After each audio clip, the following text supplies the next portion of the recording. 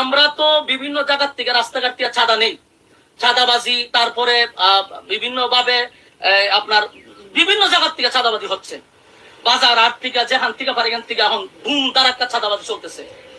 এখন আমি বাংলাদেশের একটা বড় দলকে বলছি যে আপনাদের এগুলা বিষয়গুলো অবগত থাকা দরকার। আরে ভাই, তুই খাস বিভিন্ন জায়গা থেকে খাওয়া সুবিধা, একটা মাদ্রাসার থেকে তো আমাদের এই জিনিসগুলো বোঝা দরকার।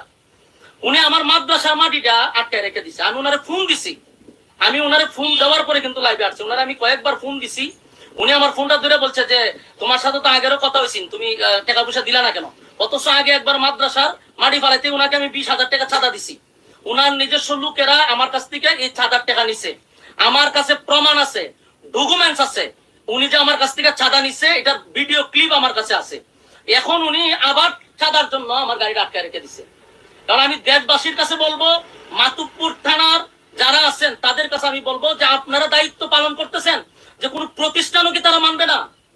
হ্যাঁ, বিএনপির যারা আছেন, আমরা আপনাদেরকে মহব্বত করি, আপনারা নির্যাতিত একটা দল, আপনাদেরকে মহব্বত করি। আপনারা যে মাঝে মধ্যে বলেন যে কে চাঁদাবাজি করে, তো আপনাদের দলের লোকেরা যদি এইভাবে মাদ্রাসা মসজিদ থেকেও চাঁদাবাজি করে, এটা কি আপনাদের দলের জন্য কোনো কল্যাণ বয়ে আনবে? আমারে বলেন, এটা কি বিএনপির জন্য কোনো কল্যাণ হবে? মাদ্রাসা মসজিদ তো মানুষ মানার কথা। আমার মাদ্রাসাটা আমি যুদ্ধ করে মাদ্রাসা করছি, আজকে আমার মাদ্রাসা মাটি পালাবো? এখানকার চেয়ারম্যানে তার গুন্ডা বাহিনী দিয়ে আমার মাদ্রাসা মাটি আটকে দিব কেন? আমি বারবার অনুরোধ করছি আমার মাদ্রাসাটা ছেড়ে দেন, এরপরে এরা বলতেছি এটা চেয়ারম্যানের নির্দেশ, মাটি ছাড়া হবে না। 2টা গাড়ি আমার সকাল থেকে আটকে রাখছে, আমি আমাদেরকে বেতন দিতে হবে না?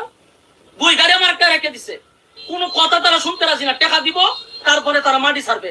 আমার প্রশ্ন হলো, আমি আমার আরেক জায়গা থেকে আমি আমার কিনা মাটি দানের মাটি আমি যদি মাদ্রাসা পালাই, এখানে আমি কেন চাঁদা দিব? কেন চাঁদা দিব? আমি মাতুব্বর সমস্ত বিএনপির যারা আছেন তাদেরকে অবগত করছি, এটা আপনাদের জন্য কোনোদিন শুভ হবে না, এটা আপনাদের জন্য বড় ধরনের একটা ক্ষতি হয়ে দাঁড়াবে। আমি আপনাদেরকে এটা অবগত করার জন্য বিএনপির যারা আছেন মাতুব্বর থানা, আপনাদের কাছে আমি বিচার দিলাম। আমার মাদ্রাসা মসজিদ কোনো কিছু তারা মানতেছে না, সব জায়গাতে তাদের